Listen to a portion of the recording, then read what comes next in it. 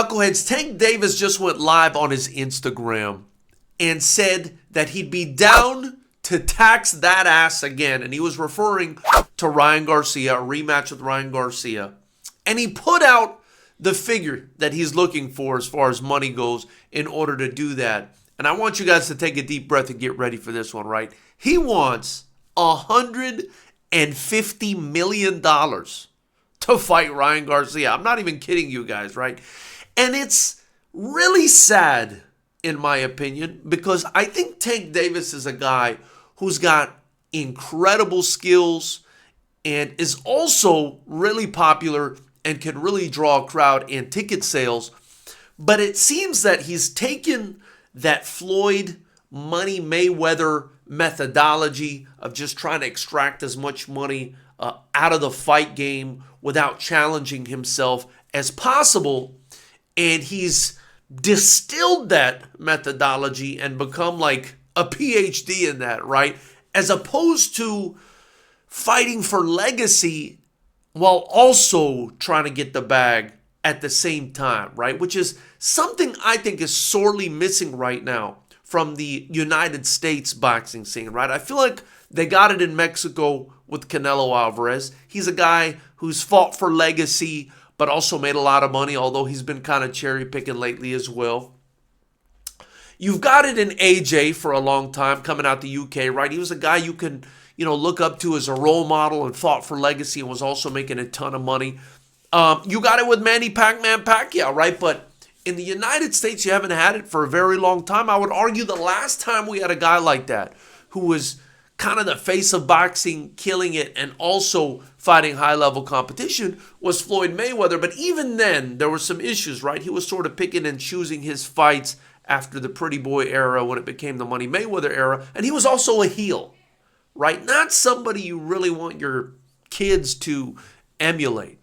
I feel like Gervonta Davis could have been that guy, but he's so focused on just getting the money that I don't think he's ever going to be that guy. And I mentioned that the other day, right, in giving you guys my opinion on who that guy could potentially be, right? Besides Tank Davis, I don't think he's going to be that ever, which is unfortunate because people are still yelling at him about his resume.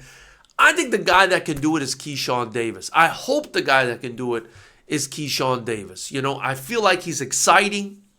I feel like he's got a dog in him. I feel like he's a great role model in that, you could see his tenacity and work ethic in the ring. I like the way he presents himself, and I feel like he's good enough training with Terrence Crawford and the like to achieve a high level of boxing. He's obviously fighting for legacy, and hopefully now with the introduction or the involvement of Turki Al-Sheikh, we can get a guy like that paid and really create a sort of all-around hybrid star from the United States. But $150 million to fight Ryan Garcia ain't it. Listen, I understand their first fight was a tremendous draw, right? But if you're talking about money and if you're fighting just for money, Tank Davis is not the A side in that fight with Ryan Garcia, even though he won.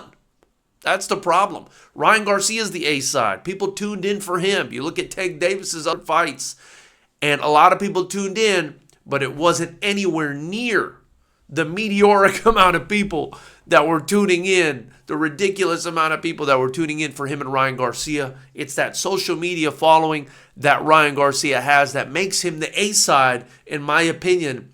If you're talking about just money, it makes him the A side in any fight he goes into. So I think Tank Davis is a little bit, asking for way too much here. But I want to know what you guys think. Let me know what you think in the comment section below. Is he asking for too much money, or do you think he's worth it? After you do that, like this video, subscribe to the channel, and join Knucklehead Nation. Become a part of Knucklehead Nation by joining. It's just $9.99 a month. Also, please get your merchandise below. It'll help me continue to build the channel and continue to drop daily content for you guys. Also, be sure to tune in live after all the big fights. We go live. And on Mondays, I'm going live at 6 p.m. with my co-host, Ignorant Behavior Gary.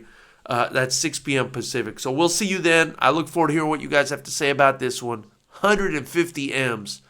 I like Tank, man, but he's not just trying to tax that ass. He's trying to tax the boxing world.